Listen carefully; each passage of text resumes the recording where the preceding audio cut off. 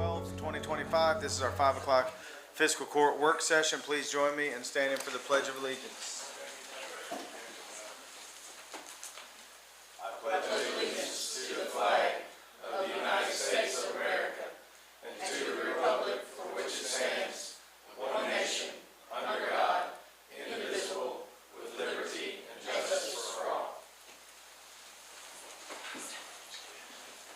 Alrighty, and I believe Father John is not with us tonight, so we're going to go ahead and jump on into public comments. Is there anybody that has any public comments tonight? Alrighty, seeing none, I'm going to invite Mr. Duke Wilburn up, our road department super, and give us an update on how things are going down there. How you doing tonight? Doing well. How are y'all? Good. Like to update the court on what the road department crews have been doing.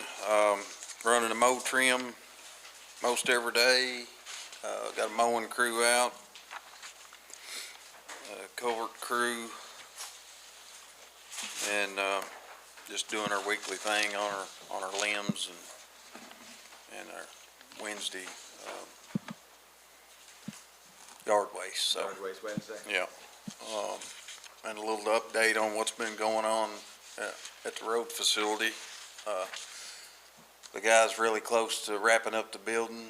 I think he'll actually be done tomorrow, the way it looks. He was hanging to the garage doors today, and he's got just a little bit of, I think he's got to run the gutters and just a few small things to get that wrapped up. That looks good. And then A little bit better than that old shop? yeah, nice building. Got Colston scheduled for the week of the 25th Okay. to come in and finish up his part of the paving. We got fuel tanks delivered today. Yeah, amen to that. Yeah. And I'd like to personally thank the court for allowing us to do this, because it's going to be a huge savings to the county. Absolutely. It's been a long time coming, but it's going to pay off. So what is that, just a couple day install? Or Yeah, they should be done installing the tanks tomorrow as far as wrapping everything up. Hopefully we can get our inspection from the fire marshal tomorrow. At least the preliminary inspection, and then the final, we'll have to wait till all the electric's done, which he says a couple days on it, but they moved along pretty good today, so I suspect it'd be a little quicker now. But we had a time setting that big one, we couldn't get it off the truck. I thought our loader would do it, and Really? according to the book, it will, but it wouldn't pick is it that up. heavy? Yeah, 10,500 pounds, but Huh. our machine wouldn't pick it up. Wow. We tried Squire- several different things. Squire Sebastian, go ahead. Your mic too. Your mic. Thank you. Yep. This is the company out of Oklahoma, is that right, that had to come? Yes, yeah. Okay, They're, and that was all part of the process, right? Right. That they had to bring the tanks yeah, and set the tanks? yeah, we set them. We had to Yeah, set the tanks? we had to unload them. That was part of our deal. Saved quite a bit of money. And they have a local company doing the electric work, correct? Yes. Yeah, that's what I thought. Todd Smith's doing electrical work on it, and the state actually saved our tail on it. But they come up over with their big forklift They and have unload it cranes for or us. something? Okay, So good, thank you. it was, it's been a fun day, but we got them. So you're hoping by the end of the month to have that whole project wrapped up? It should be. Okay, so Jenny's sitting in the audience. We'll send something out to all the magistrates, because we'll want to cut a ribbon on that whole facility. Everybody should be proud of that. So we'll make sure the paving can be done, and then we'll get that scheduled and let everybody know. Okay, sounds great. All right, what questions anybody have for Duke or anything at the road department? Thank you. Thank you, appreciate it. All righty, judge's report. I'm going to start off on the 31st. I want to thank Duke and everybody. They had a great send-off for Stephen Hawkinsmith and A.C. Smither down at the road department, two employees that have been with us a long time. So we want to thank them for their years of service and wish them well in retirement or whatever they next chapter might hold. On 8/1, we had I went to the award ceremony for Yes Arts, honoring Yes Arts. They got another prestigious award, so can't say enough good things about what Elle and her team are doing in the community to kind of help kids and get everybody heading in the right direction. So they're making some big changes. In the back of the room here, we're joined tonight by our new sheriff, Dwayne Depp. So we had the swearing in also, and his son Dee was with him, with our past sheriff.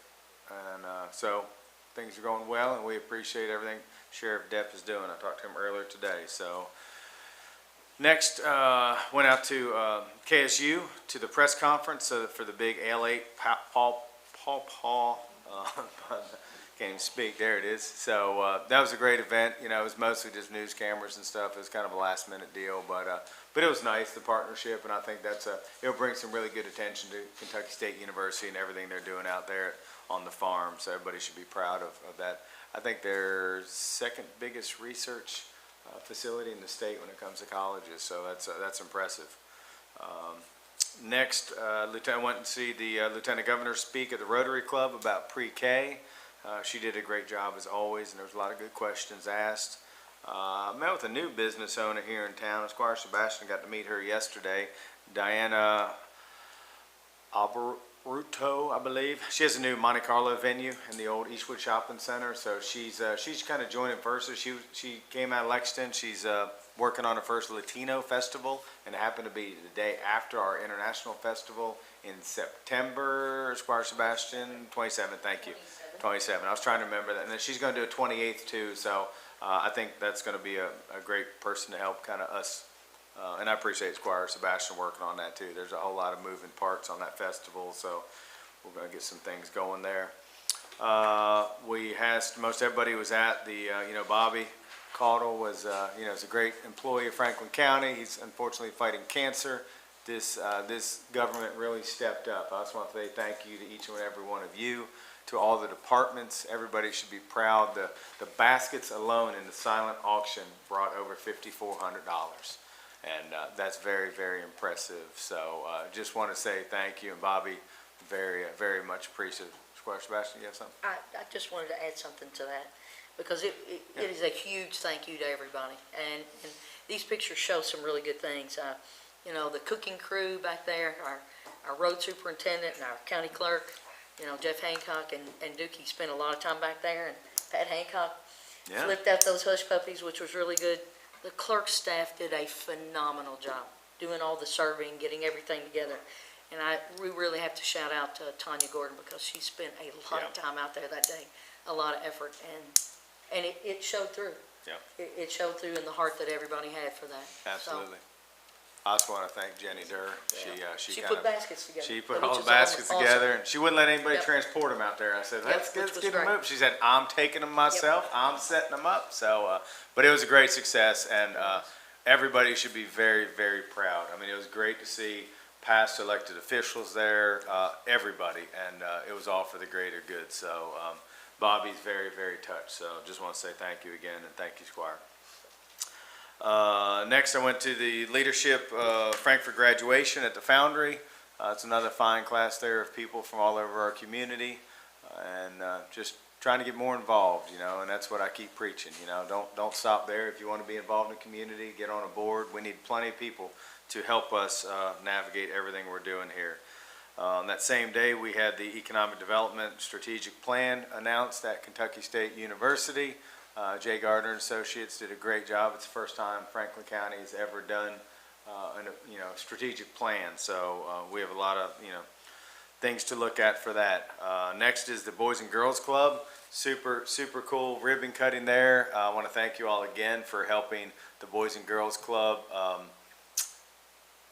use our building in a way that's going to make huge changes to our future generations. It was a great presentation that night. They're very thankful. The inmates have been in there painting. The inside of that building looks amazing.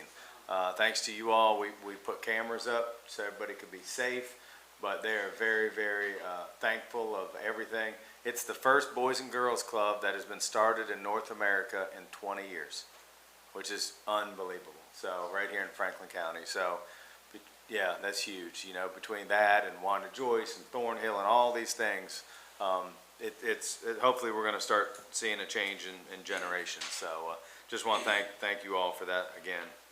and Duke, they were able to send a boom truck out there and help the painter, paint the trim, and it was kind of all hands on deck, and it was really, really good to see. On the 8th, Jack Kennedy and myself, Deputy Judge, we went to the KSU School of Business. They had a meeting, luncheon mostly, but it was good. It was kind of, how to get to Kentucky State Business School, more involved in the community and things like that. So that was well done. After that, I want to give kudos to our county attorney, road department, sheriff's department. They went over to Hickory Hills and they saw a need. They said there's no flowers over here. They said they don't have a basketball goal that is sufficient for these kids. So everybody kind of went over there on their own and did it, So Duke, I appreciate you and your guys. They had to do some hand digging because we didn't have enough time to call utilities. So we'll do better next time. But so anyway, so they planted flowers and it was just a good day, good morning for everybody. But Max, I especially want to thank you. I think you and Ashley kind of put that together and it was good. It was good to see all the kids. Ashley King was telling me that morning she needed some more basketballs and she threw it out on social media. And she said within an hour she had 25 balls. Like people just came out of the woodwork, one bought 10 at a time. So, I think that speaks volumes. And I think the more we can get into some of these areas in our communities where we know they could use a little help. And I think, Max, you all kind of have some plans moving forward, and we'll hopefully involve the court a little bit more notice next time to get going. So, alrighty, next, Sheriff Depp and myself went down to Woodford County, and I appreciate the court taking those 2 cars that were going to be just surplused, and we donated them to the Woodford County school system. They're in the process of starting their whole SRO in their schools, and I think they're having a tough time right now financially. So it was very nice that we could take a little bit of us, being fortunate to donate. That's one of the cars there to the left, but very, very appreciative of everybody here on the Fiscal Court, and James K. even said to especially thank each and every one of you because that was a big deal. So, and Sheriff Depp even got up there and he said, years ago that was kind of us with the Sheriff's Department. The city had to help them get some cars, so it's kind of giving back. And at the end of the day, it's all about the kids and the kids' safety. So, very, very nice there. What's next? And then last night I went to the school board meeting. So we've talked about this in Lakeview Park project, extending the back parking lot that used to be the YMCA parking lot. And so we got permission last night. They voted unanimously that we can go back there. Duke, I haven't even told you that. So we can do some digging and adding some dirt and some gravel to extend that back lot where that 3-plex softball complex is going to be. So appreciate the school board working with us on that. And then this morning I spoke at a chamber small business kind of owner roundtable. So that was about 7 people there. I think they only take about 8 total. So that was a good opportunity for people to ask questions and kind of ask about county government. And then I also met with our lobbyist and Representative Erica Hancock today. And then yesterday I met with Representative Pfister. And then I'm going back in memory here, but it was a week or 2 ago, I met with Speaker Osborne about our project. So all that is going well. So I feel like they're starting to hopefully realize they want to invest in Franklin County a little bit more than they have in the past. So that's where that is. And now I'm going to call Chief Brewer up, if that's okay. And I think he has some exciting news. And as you all can see, we have quite a few firefighters in the room. So Chief, why don't you tell everybody why you're here? Thank you, Judge. Good evening, Court. So if you recall from last month, we had the promotion for Chris Toes from firefighter to engineer. And tonight we're here to solidify his promotion with a pinning ceremony. So I'm going to call Chris up and his family. Chris has been with the department almost 13 years. He's filled several roles, brings a lot of experience to the position, and we're excited for what he'll be able to do as an engineer for the department. So if y'all want to stand up there. I think First and foremost, we want to say congratulations to you and your family. And Andrew's going to do some pics there. Yeah.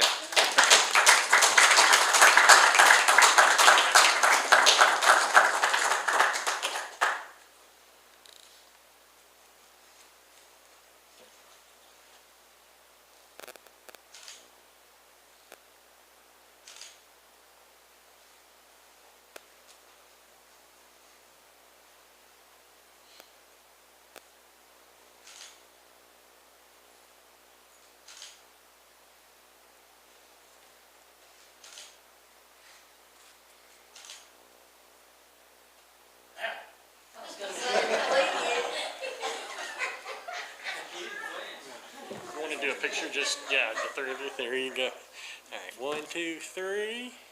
Gonna do one more. 1, 2, and 3. Thank you.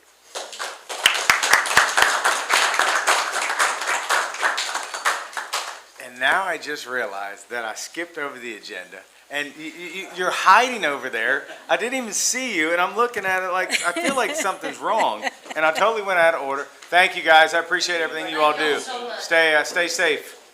So, yeah, that's what happens when you hide. I was like, I feel like something's going on. Well, and you all are not used to seeing me this early That's true. in the That's meeting. true. So So, I'm going to go over, real briefly, some of our options for setting the 2025 real property tax rate. The assessed value for real property is $4.1 billion, an increase of $231 million from last year. Based on that number, Department of Local Government has determined that the compensating rate is 0.176%. And the compensating rate is designed to maintain the same revenue as the previous year despite the change in the property value. If the county elects to take a rate above that compensating rate, then we must have a public hearing prior to the voting so that all citizens who may be opposed to raising that rate can come and be heard. The 2024 adopted rate was 0.184, which resulted in revenue of $6.6 million. My recommendation to the court is to adopt the rate of 0.183, and this will generate about $7.089 million in revenue. So for taxpayers, this will mean that the tax will be $183 for every $100,000 in property value, and this is down $1 for every $100,000 from last year. So I wanted to discuss this with the court to see, because we will need to plan that public hearing, we'll need to put that in the paper with the rate that the court would like to move forward with. okay, we'll start with Squire Blackburn and then go to Squire Sebastian. Thank you so much, Madam Treasurer. I do want everybody to be reminded, you're very conservative in the way that you look at our budget and advise us and tell us where we're at. And when you're saying to lower the rate, with your conservative stance, I think that's a great thing for our community. I think it's a great thing for our folks. I believe since I've been on the court, we've kept it flat 4 times and lowered it 3. We've never raised taxes.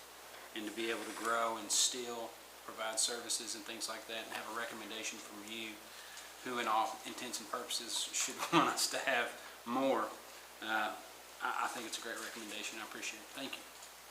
Thank you, Squire. Squire Sebastian.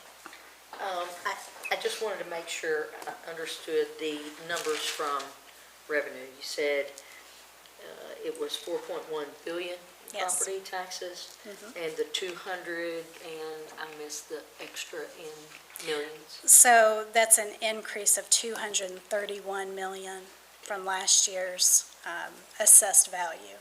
Okay. And so, thank you. And I just want to give a shout out not only to you for all the work that you're doing behind the scenes to make these appropriate calculations, knowing the existing budget that we had, but also the things that are coming down the pike that we have talked about as a body here.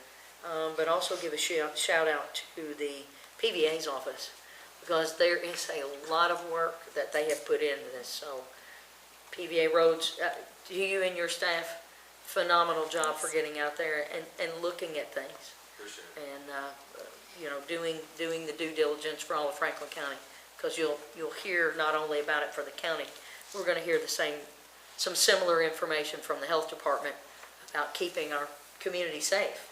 So we're trying to do that in 2 ways here, talking about these taxes, but it wouldn't be possible without the work of your staff, so thank you. All righty, any other questions for our treasurer on this? Oh, I'm sorry, Squire Wisman. Amy, could you speak to your reasoning that you came in at the 4% and dropping the percentage point from last year's? So in order to, DLG gives us the compensating rate, and we can take the 4% with a special hearing. I wouldn't go above that, because then, if you go above that, if you kept it at the .184, it would again require a hearing. But if there's enough opposition within the county, it can result in a portion of that proposed tax to be on the ballot, to be removed. So that's why my recommendation is the .183. Just for everyone's understanding. And then could you go, there's a back page as well that you had from 2018 to current. Could you review the rates that we've had since that time for us and where that would fall in for 2025? Sure, I provided you rates since 2018, .187 for 2018, 2019, and 2020. 2021, it was .185, 22, 23, and 24, .184. And then this coming year, .183 is what my recommendation is. And that's effectively, the 4% is sort of our maximum that we are allowed to take by Department of Local Government, right? Yes. So that would be the .183. So Right. just for the public to, we're deciding on having a hearing and what the rate is, and we haven't talked about it as a body, so always good to review those. Thank you. Squire Tanner. Very briefly, I do want to kind of back up what Squire Sebastian said. Without this $2 billion worth of growth, this rate would not have went down any. It would have went up. So that the PVA's done a good job. We've had new businesses come in. Nippon is here, however you pronounce it. Excuse me.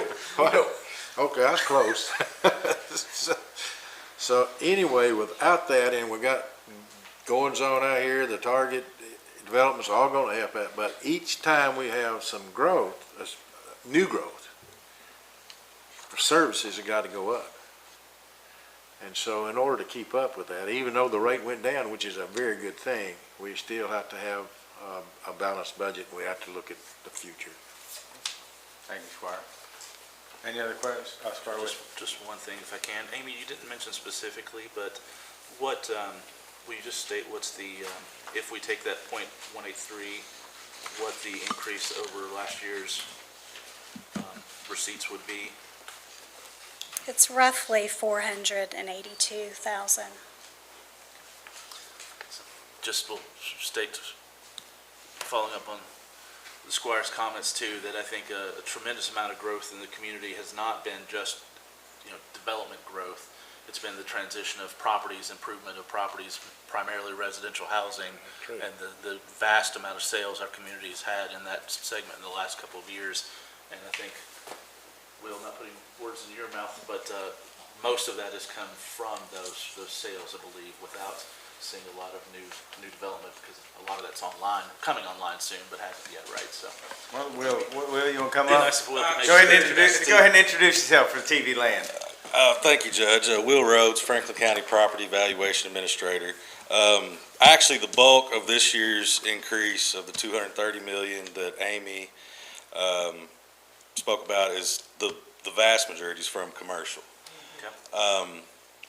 I got with Mary Ann with the judge's blessing very early on, and she gave me access to iWorks, and I was able to go back and cross-reference former permits and see if they were caught up. So a lot of that is from commercial, new build, or fit out, stuff like that. So to your point, there has been a lot of residential growth, but this year's numbers, it's the vast majority commercial.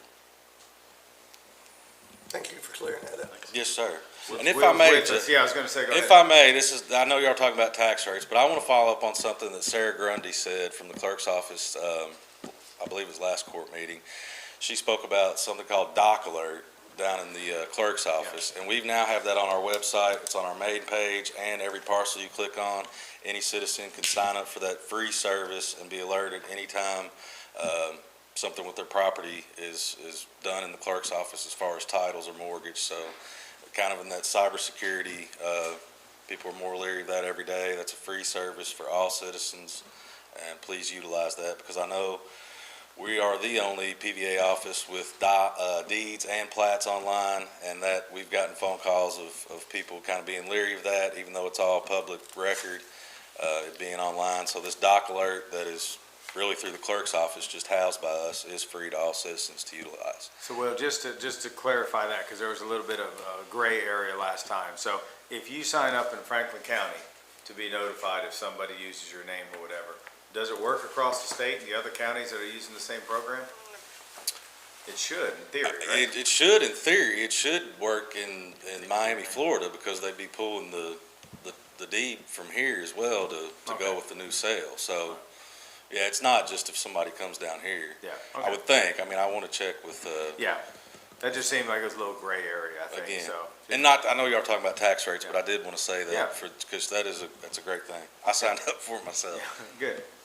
Squire with me. Just to ask Will, I noticed it on the PVA website. The best thing probably is to go for anybody that's interested to PVA site and pull your address up, and then there's a link directly there that they can sign up. There is. It's on each individual parcel, and then on the side banner, it's got a QR code and another link you can click as well on all parts of the Do you think website. it's good practice to take and put your name in exactly as it reads on the PVA, because you may There- have an initial or something that changes the Well, way and it if reads? you click on there, they actually tell you in the instructions to not only your address, but if it goes Richard Tanner, Ricky Tanner, R Tanner, it doesn't hurt you to put in all different kind of names it could be filed under. So, yeah, it's got clear instructions. Like I said, I signed up for it myself. I think it's a great service that the providers of Jeff's e-click stuff does. And that speaks to, like I said, with the iWorks permitting, stuff we do with the clerks. I know we're on the phone with the sheriff's office at least 2 times a day, just kind of how everything's running in a symbiotic fashion. Everybody's working together, and I think it's going really well. I think that is making a big difference, how everybody's working together, and I appreciate planning and zoning, sharing information with your office. It just makes everything easier for everybody. Absolutely. So it's nice to see that cooperation. Absolutely. All righty. Will, thank you. Amy, Thank you thank all. you. Amy's appreciative that you were here so she could sit down, by the way.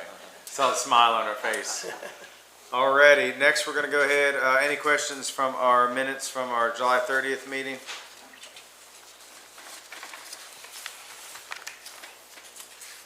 All righty, next I believe Judy Madeley is from the Health Department. I see she has some friends with her. Good evening, Judy. How are you? Thank you. Good evening. Good. I hope everybody else is doing well also. And my friends with me are Ken Pfizer, our finance consultant, and Michelle Early, our finance administrator, in case you all ask some really tough questions. They're my backup. But I'm so glad that I'm also following Amy, because we're here to present our tax resolution tonight like we do annually, and I hope I'm not the last this year. I think last year I was the last one. So I'm not sure if Andrew has my presentation to pull up, but I think that Kim, thank you so much, did make copies for the fiscal court members, and there it is on the screen. So the next page, I'm just showing you the certification assessment form that I know you all are familiar with, that we base all of our figures off of. And then the following page is our workbook page from the Department for Local Government that computes our compensating tax rate for us. So you can see that it's coming down to 6.5 this year with the compensating rate. It was at 6.8, but like Amy explained, it's bringing in about the same amount of money that we'll be able to function off of. So the following page is just our formal resolution that we have to turn into the state that shows that we will be requesting the 6.8 compensating rate. But then I'd like to show you all on the 2 pages from here, the blue page, what the budget actually looks like. So this is our Board of Health budget, not the Health Department, but for the Board of Health. And you can see there under real property where the 2.7 million comes in from the compensating tax rate, then of course plus our tangible and motor vehicle. And then I would also point out here the interest our board is receiving. That's what's really keeping us being able to function at that compensating tax rate, that our board has invested so wisely in CDs and money market accounts. That's being able to help us with that increase each year.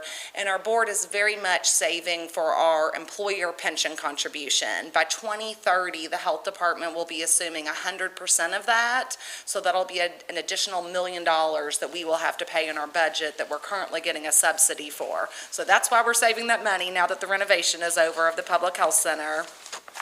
And then the last page that I gave you is the health department budget, so that you can see where the local money pulls over, and you can see that it is our largest revenue source. We are asking our board this year, and they have approved to give us the 2.8 million, plus we expect some donations, and that's our only flexible source of revenue. I would point out, though, that our staff does a great job bringing in service fees also. Comparatively speaking to other health departments, we do a lot there in service fees. And obviously, you can see under our expenses, the vast majority of our budget goes towards salary and fringe benefits. And so that is our budget and our tax rate. I would just throw out my thanks also to everyone, PVA, Fiscal Court, Sheriff's Office, that, helps us with that tax rate to keep us functioning, and for your help with the Yes Cards, where the county and the city has contributed to the after-school programs that we know are so important to keeping our kids safe.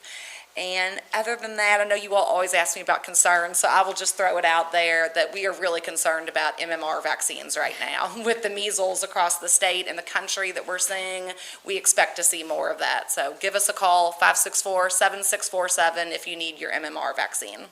Perfect. And any questions? All right, Squire Sebastian, then we'll get to Squire Tanner. All right, thank you, Judge. Thank you for all, coming in and being with us. I think I heard you say the compensating rate is 6.8. It was last year. I'm sorry, I was showing you how it came down. I just want to be sure that everyone knows that it was 6.8. It will be 6.5. 5, correct. Just so that everybody understands the difference. Yes, thank you. And it is less. And it has come down every year. I think when we started with the compensating rate, we were at 7, 6.9, 6.8, and coming down to 6.5 really shows that growth and additional revenue being brought into the county. Squire Tanner. I need you to refresh my memory a little bit from the days. From that your I was days on the there. board, yes, where you started these investments.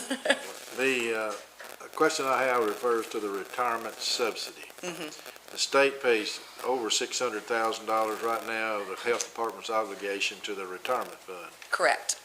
So then in 2030, that $600,000 goes away. Yes. It's going down by 5% each year. It goes down 5% each year, so that's 15% more even now, but if I. We've already I don't know what assumed a year lot of it, so- yeah. So never mind, I've been the wrong year. But that $600,000, even though it will come out of your reserve for a while, then the reserve starts being depleted because of that. So then, do you think any standing to compensating rate will manage to absorb the $600,000 or not? Well, what our greatest hope is. Does that make sense? I completely understand what you're asking, and our greatest hope is that we're going to be able to keep bringing that interest in. The interest the board is earning right now off of CDs alone is enough to make up that almost $600,000 a year. But, we don't know what the interest rates are going to do either, so that's definitely our hope. But we're watching it closely and, to see what we can do. And there's still a lot of confusion with local health departments, on having to hold a public hearing and things with the compensating tax rate. We're new to that. We have another KRS that says we're exempt from 132, so it's all very confusing right now. Well, we were exempt when I was there, but somebody decided maybe we weren't, but that's not my decision, but if you're preparing for the future, that's great, because you're gonna be $621,000 short in a few years. A little more than that, I think 684. I think it's more around 684,000. Oh, okay. Misprint here, okay. Oh, no, it might have come down this year. I think last year it was 684, and that's where we're getting even less this year, yes. All right, Squire Westman. Judy, thank you for being with us and presenting all this. I'm wondering if, and I don't want to get you too far into the weeds, but the federal receipts here, I'm constantly asking, and I've asked several times in the court, for the modern landscape that we're in, what federal programs are assured, what could be in jeopardy, and if you could maybe just a little elaborate, maybe there's 7 here, if you wouldn't mind to go through. I'd like our community and me to understand better what each of these federal programs are doing for our community currently. Exactly, and a great question. I'm so glad you brought that up, because the $50,000 for the Coronavirus Response and Relief Act has already been taken away from us. We got that email at about July 3rd that, we were told we have to budget it, but then July 3rd we were told don't quote any time there, that money's been taken away. What was that to do? And that was to support COVID vaccines.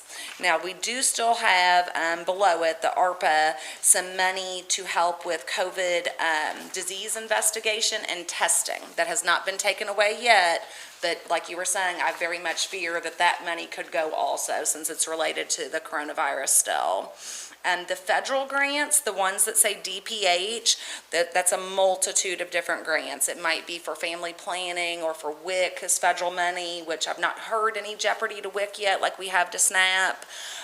But most of that is WIC there. Over 300,000 of that would be WIC. The 187,000 that you see below that, that's direct to us, that is our Drug-Free Communities grant that very much supports the Yes Card and our prevention efforts there for opioid reduced prevention. And so we hope that that money is safe, since it is from the CDC. We've not heard any cuts on it yet. And then to go back up to the top, the Title V Maternal and Child Health Block Grant, most of that is our HANDS program for new parents, the Health Access, Nurturing, and Development Services. I've not heard anything about that being in jeopardy, or the Title X Family Planning. And as you can see, the block grant is so very, very low at $4,000, but that goes to our environmental program to assist with those, on-site inspections and restaurant inspections. So I believe that that should be safe also. Fingers crossed. And do you have maybe, I'm wanting to start compiling just sort of countywide, what these federal programs do for us and how many people they actually impact day-to-day lives. Do you have that kind of breakdown already? I don't have it with me, but I could easily email you our Board of Health quarterly report that I know Jack is familiar with seeing. We give that to our board quarterly, and it reports all of our service statistics and service numbers. So I could easily go through there and highlight for you, which ones are federal and which ones are not. Great. I'd like to compile just I will definitely get that to you. Oops. Help here. Did that need to be propped up? Thank you for that information. So I just wanted to point out, I knew you all already had one grant pulled back, just like we had over $1 million grant pulled back for flooding mitigation, stormwater mitigation, and Tough times. It's going to be impacting the community. So. Judy, if you don't mind, if you're gonna send something, just go ahead and send it to Jenny, and she can distribute it. Perfect. I appreciate that. Yeah, that'd be great, thank you. Great. Any other questions? I was hoping for a stumper for the guys that came in the audience. I mean, they're waiting for a stumper, but guess you're gonna get off free tonight. Well, don't worry, we're going back to finish working on fiscal year 25 closeout that we're still okay. working on. That's a lot of fun. So, Yes. Thank you and your board for everything you all do for our Thank community. you all. We appreciate it greatly. Absolutely. Alrighty, next. Mr. Deputy Judge, you wanna talk about this one or you want me to?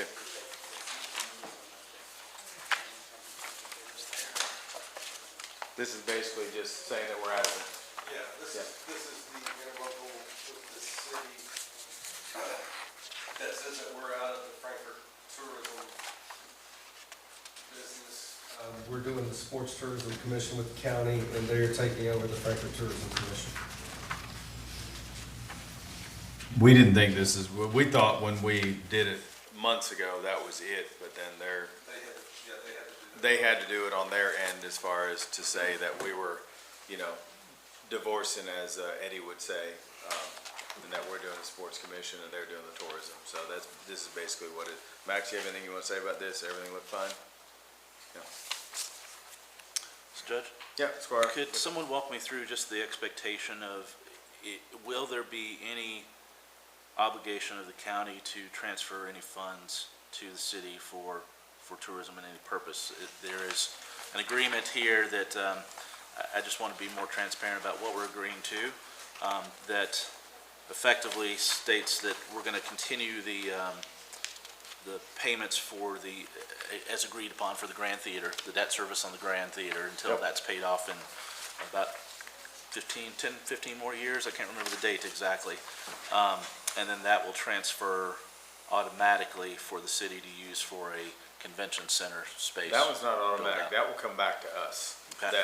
The grand money that, the 1 or 2%, and I can't remember off the top of my head. 2% to 2032. But that, I think the way the statute reads is that comes back to this fiscal court to determine if it wants to support a new museum or something else, arts or convention center. It has to be in the district and downtown.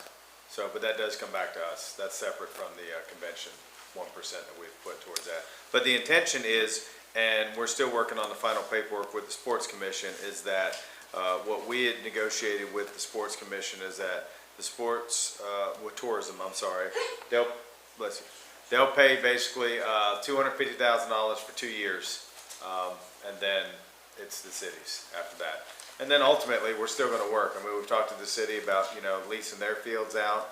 I mean, so they'll basically just be doing the marketing and tourism aspect of it for city and county, and then we're taking over the county, the Sports Commission's taking over, running outdoor activities. I mean, anything that has to do with outdoor things. So there was a promise by this court to make, upon taking this action, to make tourism whole. We've kicked around 3 years. The basis going forward looks, or if your explanation says that the Sports Commission is going to take on the payment for whatever amount is in the deficit, which that would be 250 is, I think, 25,000 less than their current year amount, but maybe with It's what we've growth talked to will- tourism about. We've had multiple meetings. That's the number that we came to, and I think this court was good with. Well, just, this is the document that we needed to get that, some of that done, right? And we still need to get that document. That was promised to come back to us but it's not going to at this point. I guess the Sports Commission is going to be taking that up external to us, so. Yes. Okay. And this has, it does have an agreement that 1% of the Franklin County tax shall go to a convention space, convention center in the city of Frankfort. So that's, it was a bit confusing the way it read to me, that that we'll pay off the 2% for the Grand Theater, but beginning July 1st, 2025, 1% of the transient room recipients in Franklin County should be levied for operating expenses of the convention center. So we are beginning, so we are expected to have a transfer payment. That's what I was getting to. Okay, well, I'm still not a big fan of a great deal of this, but that at least explains some things to the community, that there's some guarantees that tourism will be operating still and be made whole to some degree. The Grand Theater will be paid for, and our other obligations are going to be met. So that's really what I was trying to express. And at the end of the day, I mean, we didn't legally have to even commit to 250,000, and we worked with the city for over a year. We haven't. This court hasn't, right? Well, we've worked with the city for over a year. We wanted to do a joint Sports Commission tourism thing, but we could never, they would never come back to us. And so, after a year, we just said it's time to go, so we had to go. So this is what we have, but we're still planning on working together, and there's no hard feelings, and we're just gonna try to make things happen. All right, any other questions on that one? Alrighty, next, I believe, Belinda's gonna come up. Unfortunately, and I meant to say this earlier, Squire Dykes is not feeling well. That's why she's not with us tonight. And just so happens, Ally is not feeling well today, so Belinda has agreed to step in on this one, and we'll go from there. How are you doing tonight? I'm well, thank you. You doing Good. okay? Yep. This is a resolution authorizing application for 2026 litter abatement funds from the Kentucky Department of Environmental Protection, Division of Waste Management. The county applies for these funds each year and typically receives around $37,000, which is used primarily for litter pickup under the Trash for Cash program, which pays nonprofits and student groups a small sum in exchange for cleaning up roadside litter. The funds can also be used for education programs and to promote anti-littering messaging. The grant has no match, and all funds received will be added into the fiscal court budget for the program. The amount of grant funding each county is eligible to receive will not be determined until after November 3rd, when all the applications are received and the amount per county will be calculated. And we are asking for fiscal court's approval to apply for the grant. Alrighty, what questions do we have, Belinda, on this? I like when you say no match. No needed. match. That's always, Magic words. I feel like there's a consensus in this room that everybody just, Squire Blackburn, go ahead. This isn't a question for you, it's just a plug for the program. Being in the school system, I see all the student organizations that have to raise money for the causes that they're doing, for extended educational experiences for themselves and for sports teams and things like that. I've been a part of it. I know other people here in the court have been a part of it. I've walked down the road with the trash bag and had the vest on and the grabbers and all that stuff. Yep. It's a wonderful program. It teaches public service, and you got to work to get it. and, I'm just a big fan of it. Good, thank you for that comment, Squire Blackman. Squire. I just want to reinforce, you got these teams that they wash cars, they do whatever, they can do this. It's great for the community, it's great for them. I like it all the way around. Just want to put that. Yeah, thank you, Squire. All righty. Well done, Belinda. No hard questions tonight. I love it. You can breathe. Now let's get to the one that you're going to present. Okay. This is authorization to accept $343,295 in County City Bridge Improvement Program grant funds from the Kentucky Transportation Cabinet, Department of Rural and Municipal Aid for replacement of the superstructure of the Farmers Lane Bridge. As a refresher, this past April, we applied for this grant to replace the superstructure of the Farmers Lane Bridge because it has a posted weight limit of 17 tons, is substandard, and is the only access point to the Farmdale subdivision containing approximately 145 homes. This grant is a little different in that it does not have a traditional 20% match. Instead, it requires Fiscal Court to pay the design and engineering in full, and then the grant pays for the cost of construction. I received an updated cost estimate from H&B for the design phase after the original abstract had already been distributed in your packets. It came in over the weekend. So please note in your packet under financial impact that the updated cost from H&B is now $84,300. It was previously $79,200. So it's now $84,300. And this amount is still slightly under 20% of the total cost. So we're still coming out a little better than we would with the traditional 80-20 split grant. The work order from H&B will come to Fiscal Court for approval at the August 27th meeting. And so we're just asking for Fiscal Court's approval to accept this award so we can fix this bridge. Belinda, first and foremost, I want to say congratulations. Thank you. This is huge. I mean, that's a good chunk of change there. So H&B helped us tremendously getting this together. Absolutely. Squire Blackburn. I got a question for Chief. How much does your heaviest truck weigh? Our tankers weigh about 48,000. They have, they're tandem axle, so that spreads that weight, so it affects the rating some.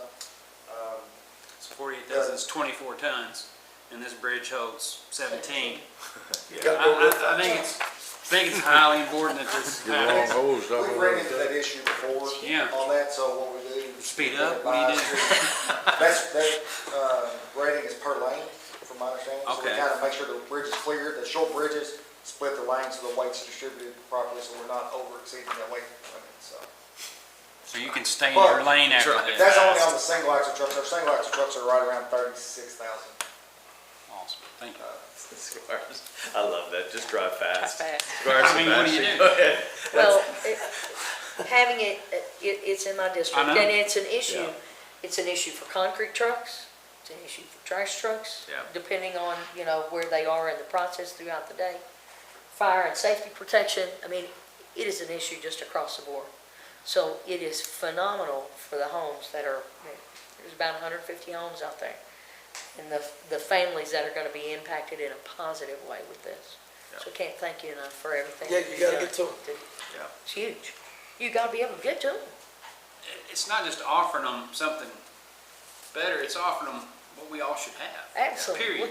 Like minimum, not like this is above and beyond, this is what Huge. you can safely put a fire truck out there. You But can put more gravel on your driveway, you can pour, you can do stuff, I mean, this is, to finally get to this though, after multiple years of talking Yeah, about these absolutely. issues, when we've tried to find bridge schematics, I mean, there are lots of things that members of the court have tried to do over the last 6 years and we can't find certain things.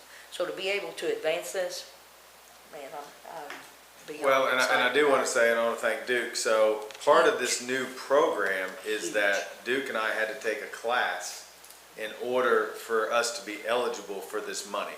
So I think they made it a little bit more difficult, which probably gave us better odds. Good. I Good for took the us. 101, I think Duke ended up taking a 102 that I Yeah, didn't yeah. know about. So anyways, but I learned a lot, I mean, about bridge construction and how they fail and different things. But I do think it was interesting that they put a little bit different regulations on this program, but we were fine with it. Yep. So, so thank you, Duke, also for taking it. Squire Witzman. I echo a lot of the comments here. I have some family in that neighborhood, so I'm happy that this is going to move forward. When this was originally brought forward to us, I'd asked if they, from a training I'd set through, they had a scope that they wanted to see sort of the number of bridges countywide. Did they expect or ask for anything related to that? as part of- Not in the application, no. They didn't ask for that in the Well, I hope we can start assessing the next ones in line, Duke. We've got several bridges that are weight rated like that all Yeah. across the county that are safety hazards, so I'm for us putting some direct money. I know that this new state program allows effectively one bridge a year, but we're gonna be in competition with the whole state from now on indefinitely through this bridge program, and I think we need to start assessing how we can do some of this on our own too, so. Good. Thank you, Squire. Squire Taylor. I'll be real brief. I thought at one time, or maybe I'm thinking about a different program, but we paid 3% of our rural aid, county road aid into a bridge abatement fund. Do we not do that anymore, or is that gone, or have I got the wrong? That's the. So that money is sitting in there, emergency fund. so then a 17-ton bridge going to a 40-ton, or whatever it is, 80, it's not an emergency, and we're not eligible for that unless the bridge falls in? Well, to be honest with you, I can't answer that question. I don't know, Richard. I We just pay know that 3%. This that money money we're gets getting is probably ours, because we pay 3% in for years and years and years, Yeah, but and that's, then they want us to match it with 84,000. I thought that was just on failures. that's a total difference. So I the could be bridge has totally- got to fall in, so we get 3% back, or our money back?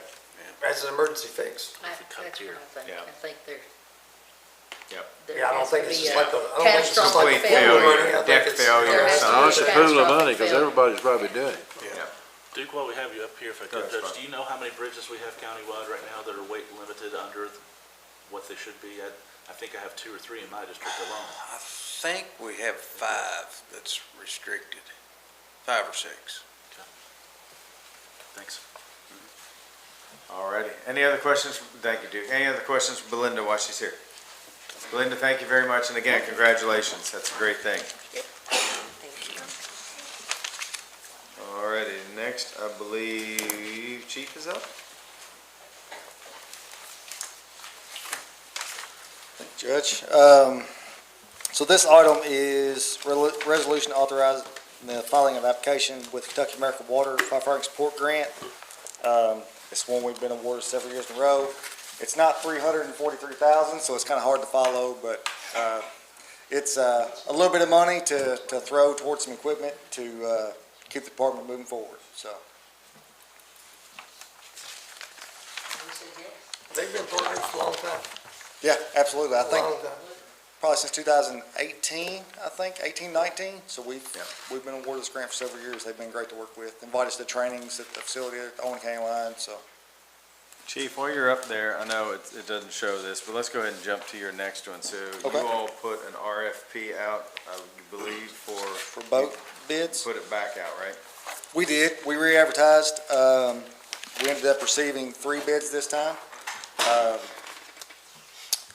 And we're recommending the lowest bidder, which come in, the total you see there includes taxes, so by the time you deduct the taxes, it is $43,425, I believe. And that is a budgeted expense. You had enough in that budget, that line item, or you moved Um, around a little bit? That come in slightly above what we Yeah. had budgeted. Yeah. But the extrication tools we awarded earlier, they come in a little under budget. I think the UTV skid unit was a little under budget, so I think we'll be able to absorb it in that line and be fine. Okay. That was the first question Amy asked. That's what I was sitting there thinking. I was like, I remember 40. Yep. Squire Sebastian, go ahead. Thank you, Judge. So it is something that we discussed during the budget and budgeted for. Yep. We know that we rejected the first bid, the RFP that the court approved to go out for. So that's an important part. And we also know we have a great need because we just had to call on these boats. I mean, not 6 weeks ago, Yeah. multiple times. So this is a vital, and that's what we do, protections of persons and property. So absolutely, this is glad to see that advancing this. Absolutely. This Thank you very boat will much. be designed for, more for the river operations, which we've needed for many, many years, so. I'm gonna apply for another one next year. Squire Wisman. Thanks, Judge. Mr. Brewer, well, thank you. I'm excited to see this. I've told you many times, I want to have more focus on water-based rescue and training in that, and I think we can excel as a community to be a training ground, improving ground, and the need is just there. We all experienced that this year, and the flooding and all we've had. But related to the bid, could you explain for me, the bids are very different, and the listings of the features of each one are drastically different, but there's a price difference of over $100,000 between some of these. So I'm assuming just that they all bid the RFP, that they're comparable, but do we have some drastic reason then the variation so wide? Yes, from my understanding, like the lowest bidder is a standard boat that a company typically builds that we looked at and kind of built our spec off of because it met all of our needs. But I know at least one of these bidders is a custom boat builder. So they look at everything and they custom build every single part of that boat. So it's not as mass produced. So when you come to that specialty type custom builds that they do, that usually incurs a much higher cost. It's related, I guess my bigger concern is that one may have a much more powerful or a turbo engine or dual engine or something that would allow us to have a faster response, and then the lesser bid, but it doesn't really say that in the bid, maybe something that's still acceptable, but is there some variation that we should consider a higher cost? I'm not 100% sure as far as like anything special about the higher bid. They all bid a 150 horsepower motor. The cheapest one on the bids was the one that it met the needs that we have. So, Another thing you gotta look at is your weight ratios on the motors to the boat hulls. So they won't put a much bigger motor on that size of boat. Yeah. If you understand what It just, the second bid doesn't have any specs at all on it, so I just wanted you to verbalize that they were. that was, yes, that was similar, compared. so- I just included the front page of each one to show the prices, but we compared the specs Okay. Just wanted and they you to were say all that you did. comparable. It's just some of them where they're custom built, entail a lot more labor, I guess. Thanks. Chief, thank you. Thank you. Appreciate you being here tonight. All righty, so let's backtrack for a minute. The Farmdale Sanitation District easement, so you all are very aware of the Farmdale project that has been worked on for, close to 20 years. Close to 20 years. Well, the good news is that we are very close. I believe they're within 9 easements of us breaking ground on that project, which is just amazing. Charlie Burdette called me and he said, we need a little bit of easements from the county. We are probably one of the 9, so that is what is in front of us. So I'm gonna ask Max. Max, is there anything other than, these are just random pieces, that we own, that's not gonna hurt anything. Anything you wanna say to the court on that one?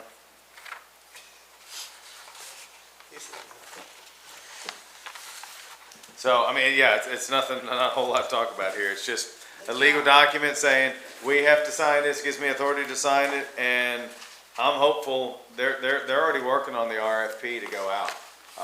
So we are getting very, very close. I'm appreciative of Squire Sebastian.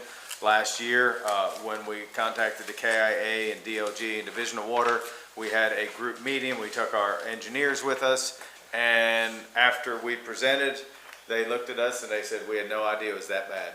For the last 20 years, all we've gotten is paperwork, but we haven't had anybody come in here to tell us how bad it was. So that's when really they got to work. They figured out where they could come up with some more KIA money.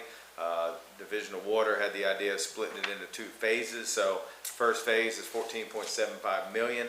It will take 6 package plants offline. And I was up, and that's one of the things we're hitting on the legislators about, is getting enough money, the other 6.25, to finish it 100%. I think a lot of the reasons the feds and the state stopped donating to this project is because they said it will never happen. So we are hopeful that we can get that off the ground sooner than later, and we're excited. There's over 1,200 homes out there that we're getting ready to help. So I just want to thank everybody. Squire Sebastian. And I just want to say that the Farmdale Sanitation District, like the water districts, they are a standalone governmental entity. They do not report to fiscal court, and they are not a sub-function of fiscal court. However, fiscal court has stepped in over this court and really worked hand in hand to hear the needs of that board and to work on behalf of the residents and put the weight of the court to assisting in trying to find funds. So that is a huge step in the right direction and a partnership that is being shown by the county stepping in to try to help this board. Yeah. Because them trying to do all of these things on their own hasn't led them to the end where they want to be. Yeah. And so the court trying to step in and help them in multiple ways has gotten us so close. We're close. Has gotten Franklin we are County so right there. close. So How many residents are, 1,200. about, yeah. I mean, that's just a, But then also, Stewart Home, it came to them, and they're very interested in hooking on at their own expense because they have a package plant that they would like to take offline. So Yes. it's gonna help a lot of people. So, yeah, we're excited about it. So once we get a little bit closer to those easements and actually breaking some ground, we'll all be there. Squire Wiseman. Judge, just a technical question about this packet. I realized there was a incorrect abstract that was given to us, but could someone just verify that? It's Evergreen Road instead of Stedman Town Line. I called and spoke to the staff. Well, the They made a background very is quick, it was, different. Yeah. it was just a technical word that unfortunately got placed in the packet. Well, And so that was corrected quickly. the background was different too. It's natural gas that was transferred over. But I just wanted to verify that the utility easement deed language is the correct one. That I'm assuming so, but it doesn't say the address in it specifically. The So parcel should be make sure that- correct, the parcel number, Yeah, et cetera. that shall be You correct. should have the updated abstract on your desk. Yeah. Yeah. Everything else is correct. Yep. Okay. Thanks. Perfect, thank you. All righty, next, I believe Greg Fry is with us. Greg, how you doing, buddy? pretty good. Looking great on the haircut.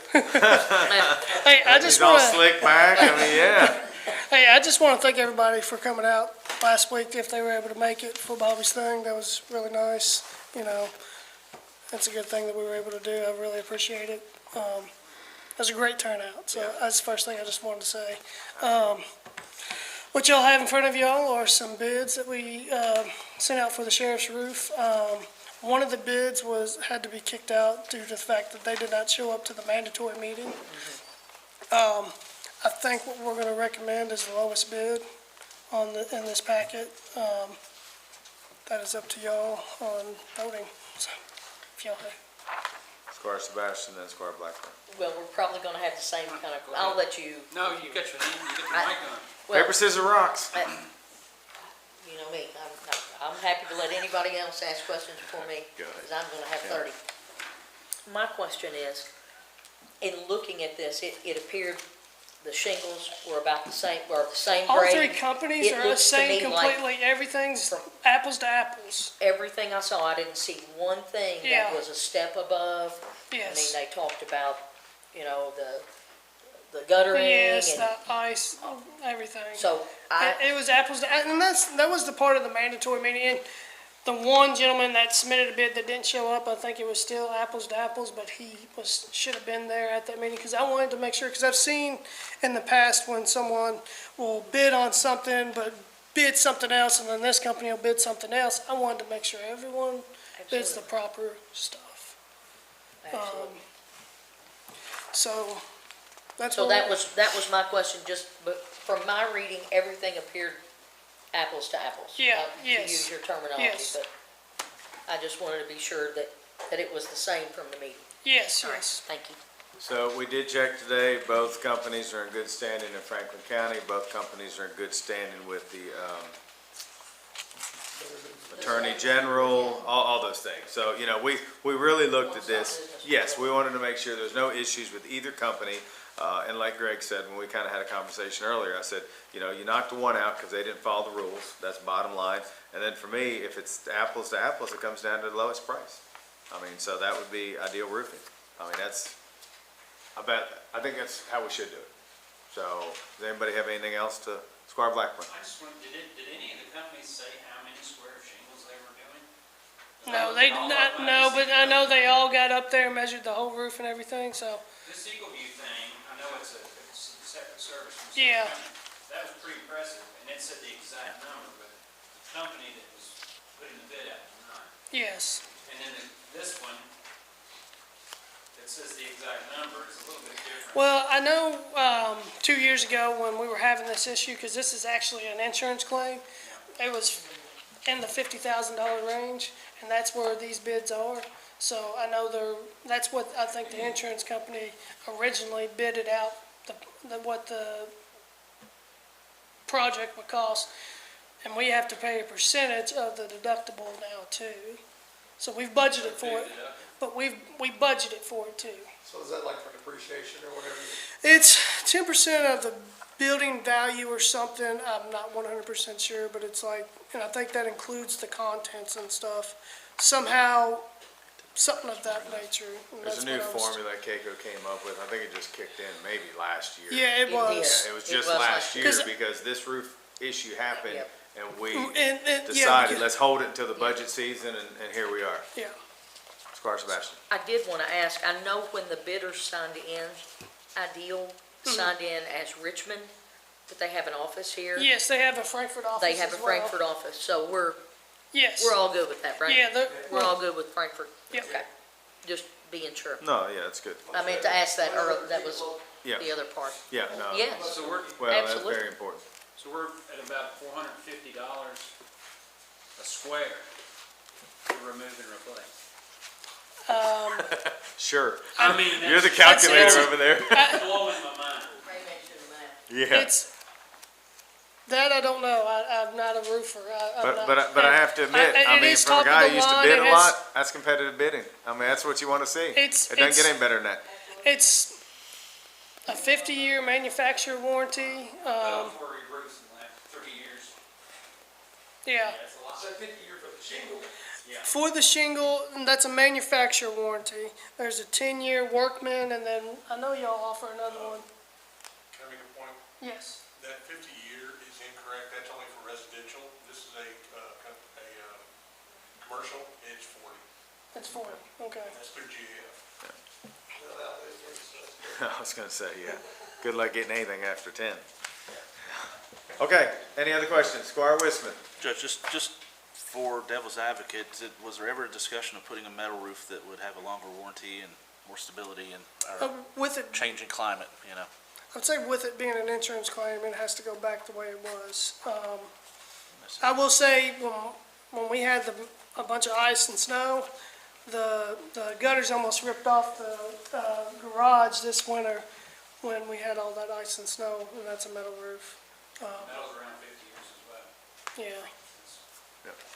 You gotta check the screws real often, because they start backing out. Yeah. I mean, so you gotta, there is maintenance It's- to a it's metal both- roof. I yeah, know it's both people don't think ways. so. Washers disintegrate, screws start backing out, there's a lot to do with it. Greg, thank you. Thank you all. Appreciate it. Alrighty, this next one, this is a really, really cool thing here, and I'm gonna, oh, you're gonna go out there? Yeah. Okay. Jack's gonna go out there to present this. So this has been talked about for about a year. You know, we always talk about how we can make things better for our team and for our employees. And so what we've come up with, not a name yet, but would be assisted childcare. So for county employees. So Jack, you want to talk about it? Sure. Hello, court. Thank you for having me, Judge. Thank you. Like, it's neat being on this side of the wall, I guess. First of all, I want to thank everybody as well for attending the event for Bobby Cottle. Everybody knows what an intricate part of this county government he is, and I appreciate everyone showing their appreciation to him. And not just Bobby, but all of our staff. Our people show up, and I just think that that is a testament to the type of operation that we want to run. Everybody knows that I am employee-oriented. They are a priority for me and care about each and every one of them. So in saying that, we're going to talk about something that I think will also show the employees how much we are trying to think of innovative ways to incentivize working for the county. And that idea, which the judge came to me with, was what if we could offer child care to our employees at a discounted rate? And how would that affect them? How would that incentivize them? Not only that, but a fantastic recruiting tool for new employees as well. So in the beginning of July, we advertised for bids for child care services.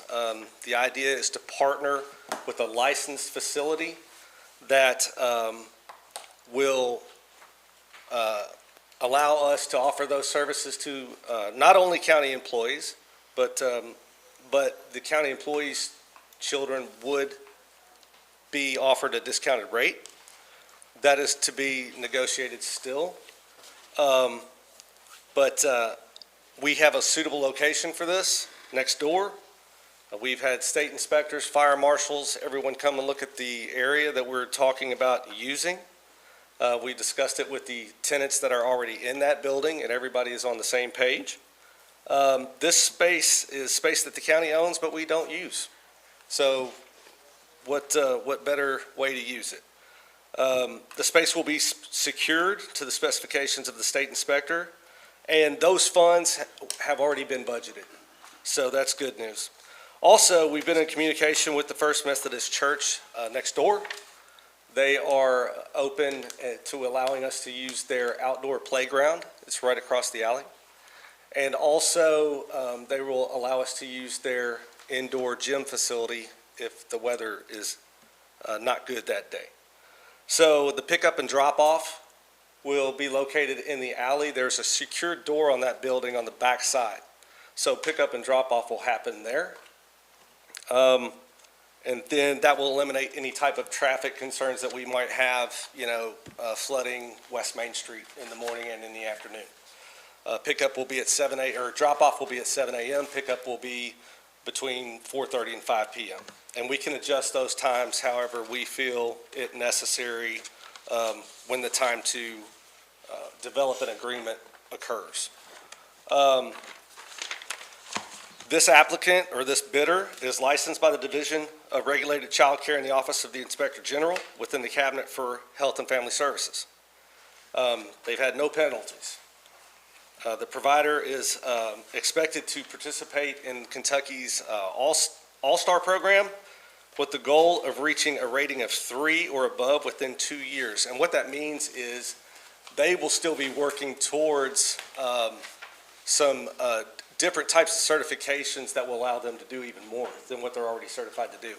Basically, what they're certified to do right now is offer pre-K services to children between the ages of 3 and 5. Children that are being readied for kindergarten. So let's see. Oh, and more about the STARS program. Early Care Education Rating. It's an improvement system that serves all early care second education programs. So with that being said, I'm very excited that the Capital Academy, they were our only bidder, but I'm excited this facility, which I went to when I was a kid, it was named something else at the time, but the owner of this academy has been in this business for 28 years. She is an expert in that field, and so I'm just submitting this bid and asking for the court's approval.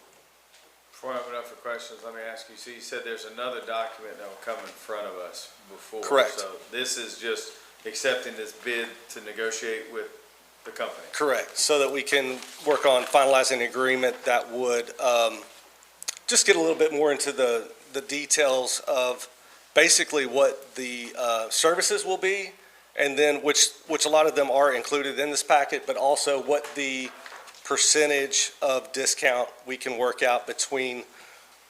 What we've done is we've measured the square footage of the area, and then we put an estimated, I think it's $12 per square foot on that. We've determined what a lease would be if we were to lease out that area.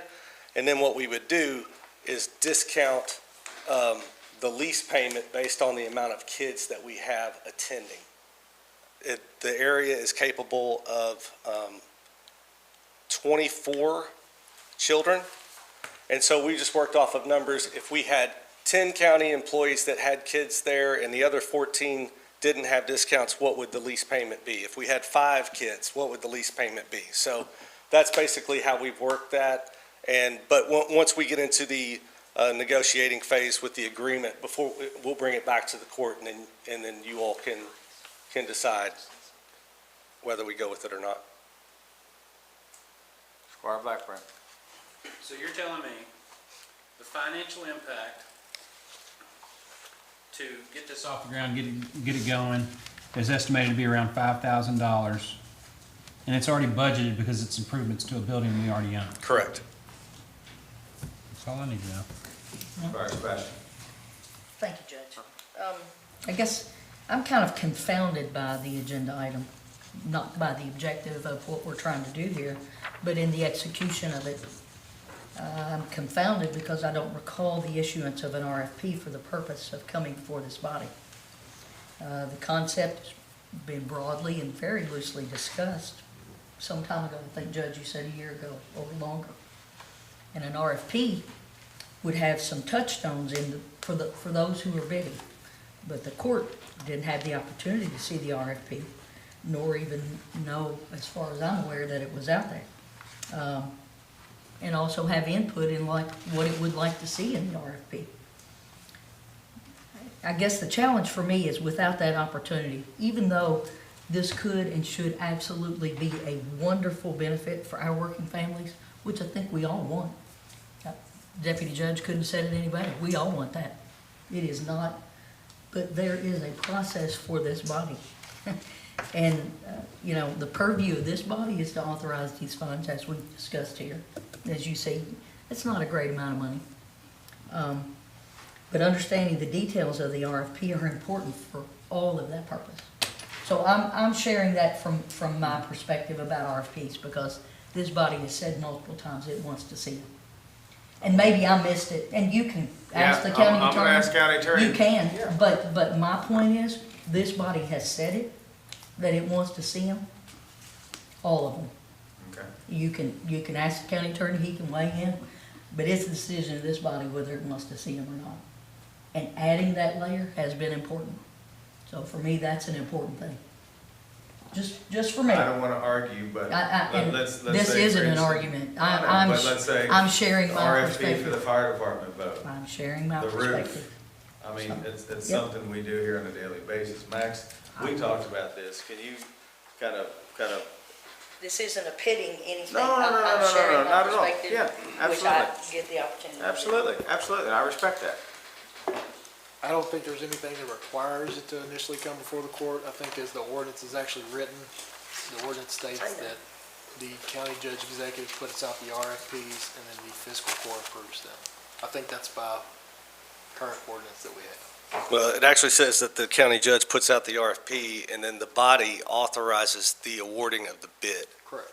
So, and just to touch on that a little bit, we talk about ways to make these meetings more efficient, things like that. Items that are not actionable items should not be on the agenda. So we can discuss them in any time. We're here, every day. But as far as an RFP, that is an administrative function that this body doesn't necessarily have to authorize. It doesn't have to authorize it at all. So in order to run more efficient meetings and to try and get more things done, the timing of the newspaper for lack of better words, is almost impossible to sync up the newspaper with the court meetings. It's just a more efficient way for the staff and for us to try and get things out there and get some answers from some people. Squire Harry. So the way I'm understanding this, we're fishing. We threw it out there, we see what offers we got. We pick the best offer. It's brought back to the body nails it down and decides it's a yes or a no. Yeah, I understand the time limits, I do understand the need to maybe be aware of an RFP. Even an email, if it says, hey, we're wanting to do this, what's your input, what's your thoughts, but I do understand, I don't like being here for 6 hours, so I'd much rather have the legwork done And, if it comes back and it's something we're all in agreement with, then, we'll go with it. Yeah, and just to touch on that too, because I was thinking about that and how would be a better way to communicate, if an RFP is going out or if one's already out, is that maybe we could include it in the judge's report as a part of, Copy all of the this. meeting, You just send it by email to us. or we can do that. We can send an email. I mean, it's a courtesy thing, I think. We all know No people, one's trying to contractors. browbeat, but You could, excuse me. That's right there.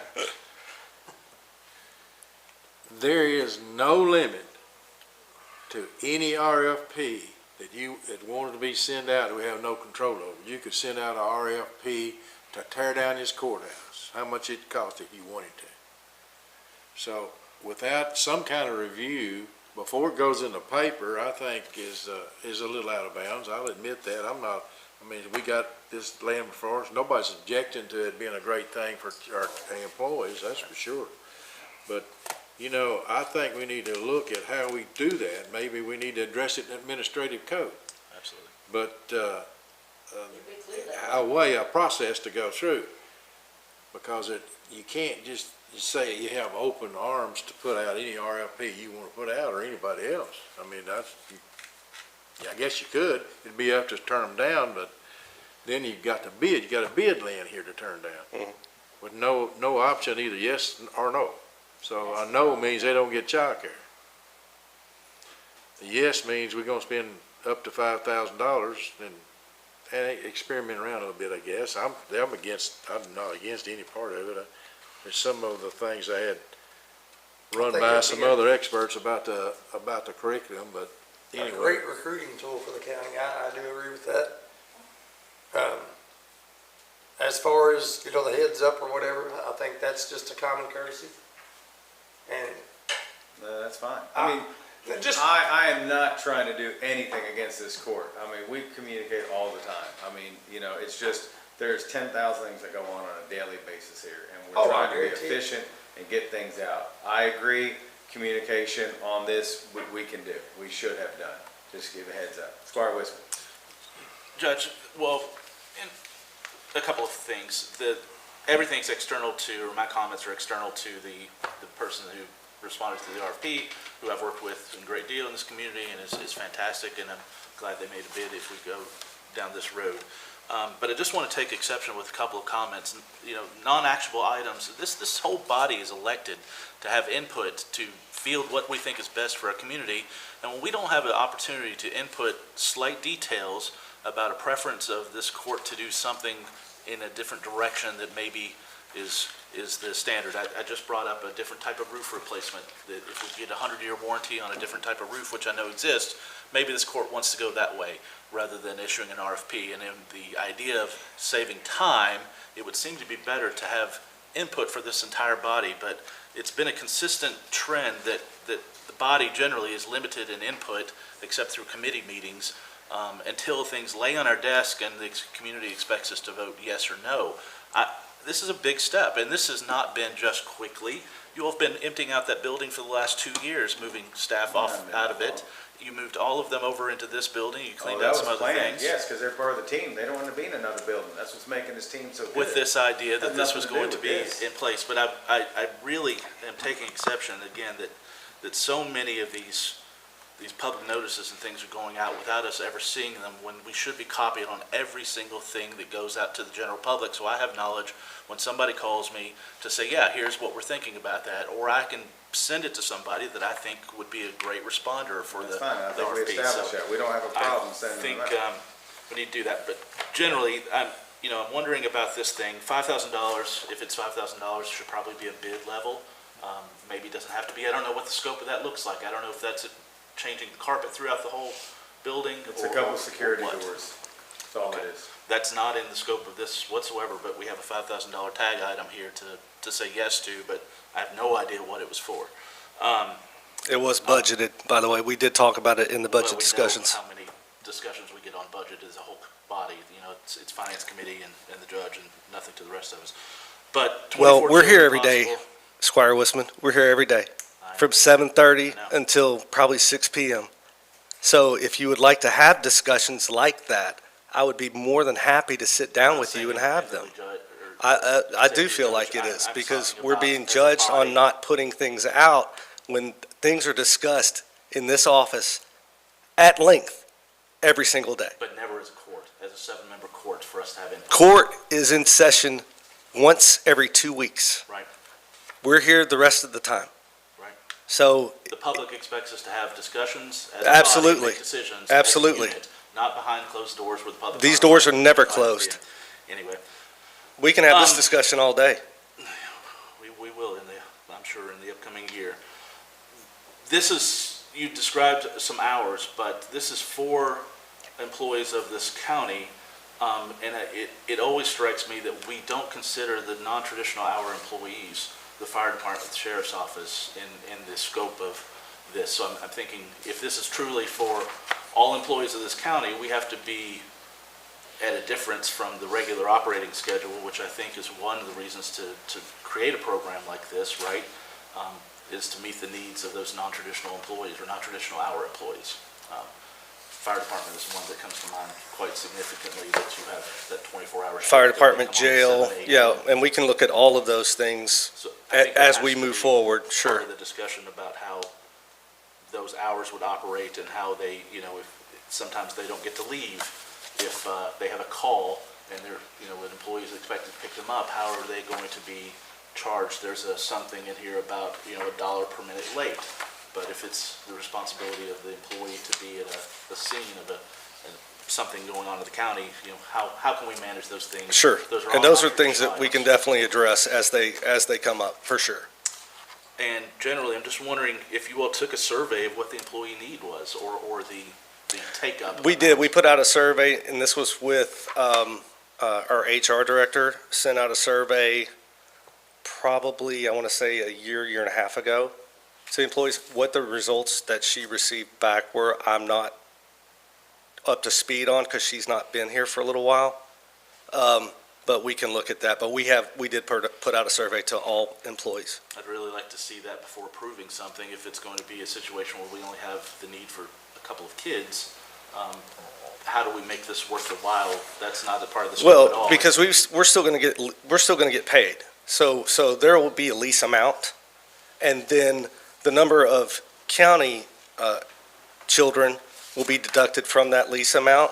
And so if we don't have any, then we'll just receive the full lease amount. But if we have 10, we'll receive part of the lease amount. So what you're telling me is outside of what I'm understanding here. So this facility will be operating for the general public in addition to Correct. Our county employees? Correct. Okay, that's not been mentioned in here. I said all kids. Okay. And then I also said that we work the numbers off of 10 kids and 5 kids that were county employees, but it can hold up to 24 kids.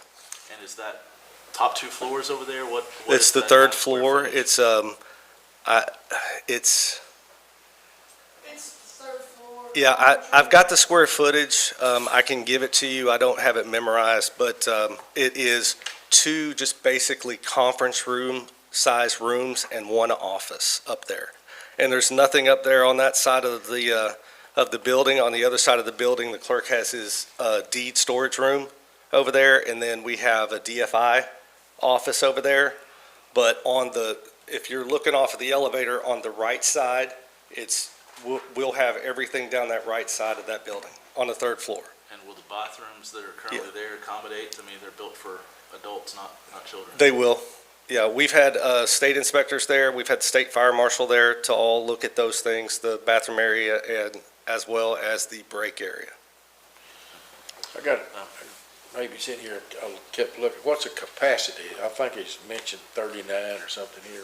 What is the capacity of? I think How that's many for the kids? childcare giver. She's able to keep 39 total, according to the paperwork. If we open it up to a Right. 3rd room, right now, we're just offering the 2 rooms to see how things go. And so that would be 24 kids. If we utilize another space that's up there, then she could get it up to 39, but we're not doing that right now. Since this is open to all children, all people there, which is correct, is there a clause in here that says county employees have a priority? I didn't see it. No, But there Probably. I will didn't be. see it either. We So then talked the first come, about first certain served, number you of may not have spaces. any county employees in here.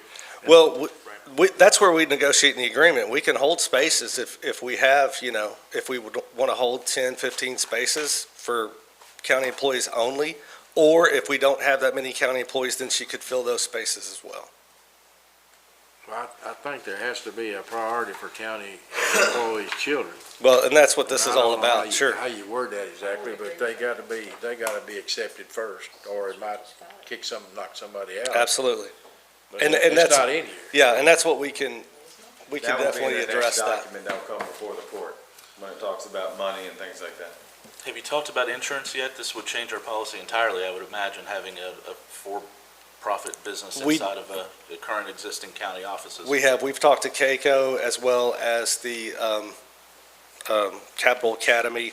She has her own insurance, and everything that we do is under her license. We have nothing more than the space. Everything that happens in that space is under her daycare license. But it changes the use of the building from governmental services to a mixed use Right. for-profit. Max, could I ask about that?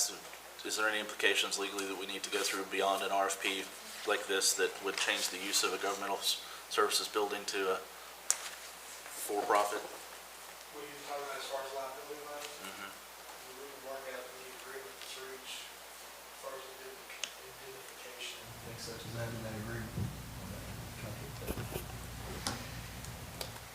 Carl Blackburn. So as I look at the document and understand it, this is just setting up the relationship. Correct. This isn't opening the door and setting the finer details. Correct. That's to come later. Something we talked about for a while. I appreciate you taking the initiative. I mean, I could see how things could go in different directions for different things, but I don't have anything on this that I disagree with. Thank you. Squire Harris. I think it's a move in the right direction. If you could help the county employees out, and there's a lot of county employees that, they're between insurance and childcare. It's a killer. So if there's something you can do to help them, incentivize getting them in here. And we talked about schedules. Usually, there's a mother, father somewhere. So, if there's someone at the fire department, they've already prearranged to make sure the kids are taken care of one way or the other. Just my view on it, but I think it's a move in the right direction. I appreciate it. I mean, at the end of the day, and I think everybody's in agreement, I know we need to figure out some logistics, but we are trying to help current county employees. We're also using it as a recruitment tool, but this could potentially take a third off of county employees, daycare bills. And it's for a building that is just sitting there right now, in addition to the revenue that, the other space will generate. So it's a positive thing. Squire Sebastian. Thank you, Judge. So I kicked this conversation off, talking about a process issue, not the execution of what this is about.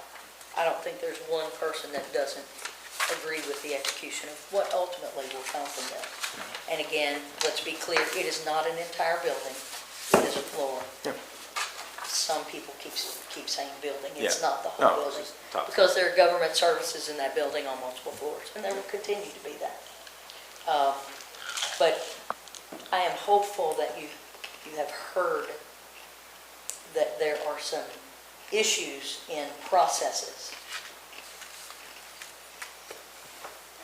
I think you've heard that around. Yeah. So we We just can make want the to, court aware, absolutely.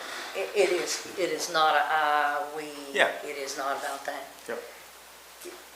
Things are vested in this body to do, and we want to make sure that some of the questions that were asked, as you said, I'm down here pretty daggone often. Nobody stopped me in the hall and say, hey, we're getting ready to put an RFP out. I'm just about down here every day. Right. So, I mean, I'm down here really often. Yeah. So, I Yeah. want to have that two-way. Sure. I really But do. yeah. And I want to have that. I agree. We I did think run it we through all a wanna couple have that. committees, and so it's been talked about, but to this degree, probably not. So, No, yeah. to this degree, Yeah, not. it- And so, absolutely. and it is Yeah. important. Yeah, I don't think there's one soul here who doesn't talk about how important this is. yep. It has been discussed as a recruiting tool. Yep. Those conversations are 2 years old. Yeah. So getting to the execution, we all want to make sure that the execution's spot on. We're all trying to do the best. We can. Everybody wants Yeah. to see the spot on. That's just my, No, it's all that's good. ultimately it in a Square- box. I have Square questions for whoever has the answer. So if we approve this, there has to be another, or is this done contract? Because there's some things that needs to be in the contract about guaranteeing I agree. spots. Yeah. We need, I'm not Yeah, necessarily, there's no agreement yet. and I'm not against anything in there particularly. I think, I would like to have some input on some changes maybe on the scheduling. Yep. 'cause There'll be a whole nother so- contract. This is just negotiations. This gets us in the Well, room with this if company. we authorize you to negotiate, which is fine, but we need to see what you're That's negotiating fine. before we approve. Hey, I'm fine with that. Yeah, I'm we'll not just, trying we'll to run get it anything through by anybody. committee and do all that fun stuff. I just want to clear that up Sure. before I cast my vote. Absolutely. Squire Wisman, I would really like to see a survey sent to all county employees to dictate, rather than us dictating, as so commonly seems to happen, what we think needs to be, created to fit a need. What's the actual need, and let's tailor it towards that. we can send another one out. I mean, we I mean, did. if it's 2 years we- old or a year and a Nah, half it wasn't old, that long, yeah. I mean, we had a lot Because of she wasn't employee with us that changeover. long. But unfortunately, we didn't get a lot of response. You know, you send surveys out and you beg and you plead, and so, we went with what we could. But everything, to Squire Tanner's point, the number of positions that we're holding, we'd go ahead and fire a survey out tomorrow, because we don't know. Is it 5, is it 10, is it 15, is it none? So we're gonna have to keep a number that's reserved, just for county, but we're trying to figure out. This is all new. We're trying to do something good. Healthcare is a huge tool. I'm sorry, childcare. So, as we work Both. through this, yeah, both, yeah, They're both exactly. huge. Squire, I think if you put it out your morning meetings, your department heads mention it, Yeah. bring it to the employees' attention, yep, and that's how we had, you'll get a real quick. well, that's how we had to finally go, because we weren't getting anywhere, Well, that's it. Yes, we had to bring A lot it. of people pay no attention to any of the surveys Yeah. or, but if you put it out, fire department morning meetings or road Yeah. department morning meetings, I guarantee you there's kids floating around everywhere out there. Yeah. That'll be Yep, no, just exactly. my. Yeah, no, it's all a good suggestion. And if you all want to input on what kind of questions want to be on the survey, I'm fine with that too. If you have specific questions that you can think of that you'd want to put on an employee survey, we're fine with that too, because we'll have to create another one. Okay, Absolutely. yep, Thank you. All right. Thank you, Court. thank you. All right, this next one is, unfortunately, we had a member of our new Sports Tourism Commission that had a conflict and was unable to serve because of her other job. Miss Sabrina Gordon, as much as we were really looking forward to her serving with us, there were some realities that they said it would be better if she didn't serve. So I'm bringing in front of you Denise May is my recommendation to serve on the Sports Commission.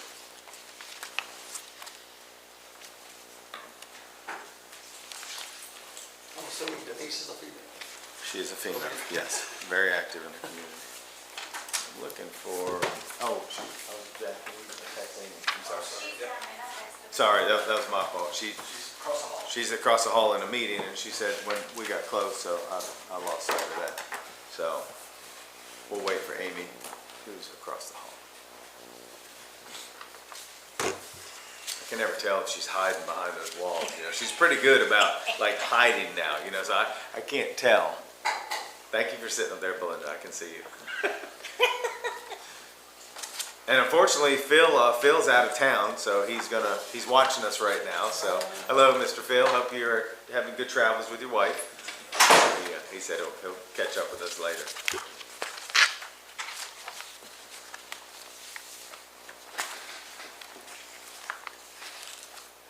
And to let you all know, the one thing that's gonna be on the next agenda, I got an email about opioid settlement things, and so we thought it'd be best to talk to you all about it before I sign anything else. It's basically just another opioid case that's going on, so that'll be on our next agenda. I don't know what you think of that.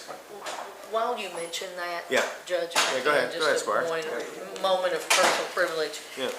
I attended with our grants administrator a opioid settlement And I'm gonna go ahead and send the court information that was passed along at that meeting. Yeah. Other people didn't get to go. It was important information. Everybody should have access to it. Yeah. Whether we paid just for me, it's good to share with everybody. Oh, So I'm absolutely. gonna make a point to do I that. pulled the Sherry Sebastian when on vacation, I'm sorry. Yeah, there you go. Made it to a lot of things last week, but I had to get away. Yeah, I understand. All righty. Amy, come on up to the podium. We've been waiting for you. Sorry, we lost sight of time. So this is about, go ahead. So the existing bond that we have, the 10 million bond that was issued, has been earning interest every month since we took that out in July of '23. And there is a limit as to how much interest that we can earn on a tax-exempt bond.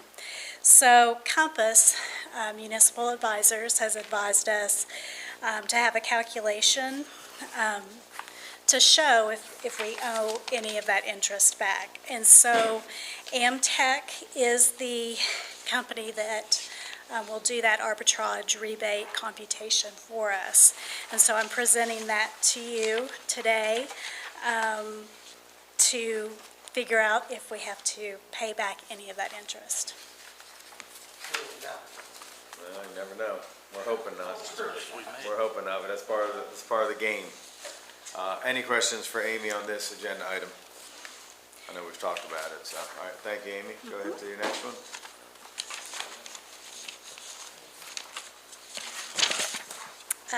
The next is a budget transfer requested by the jail from technical support to cover additional expenses to be incurred in communication equipment.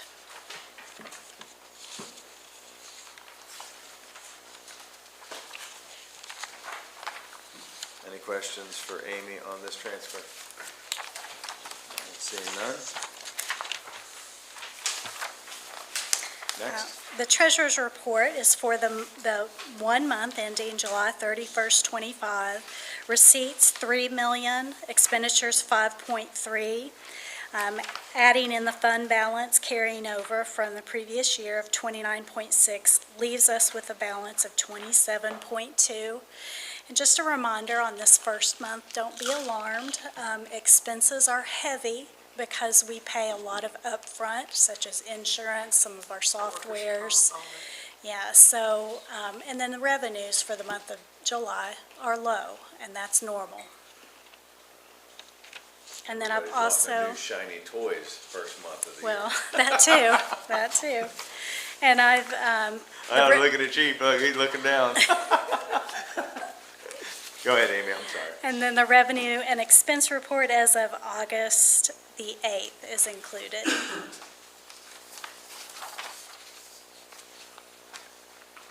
Any questions for Amy on this agenda item?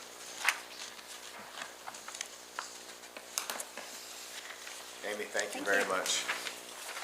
Alrighty, next is payment of claims. Anybody have any questions for our clerk on payment of claims?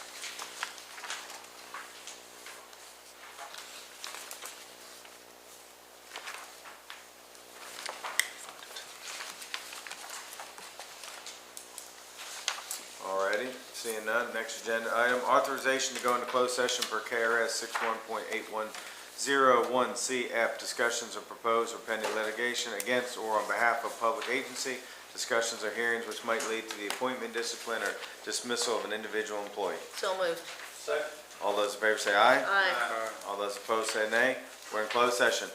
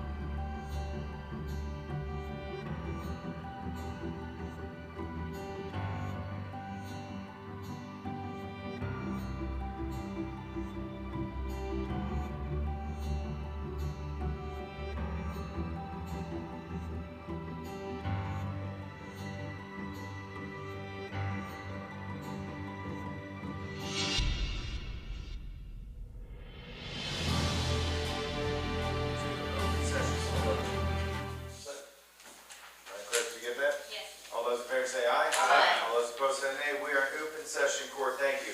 Next agenda item, authorization to hire one light equipment operator / driver. Any questions on that agenda item? Seeing none, other business. Does anybody have any other business tonight? Just Fire Whistler, microphone please. Primarily, I'm still just having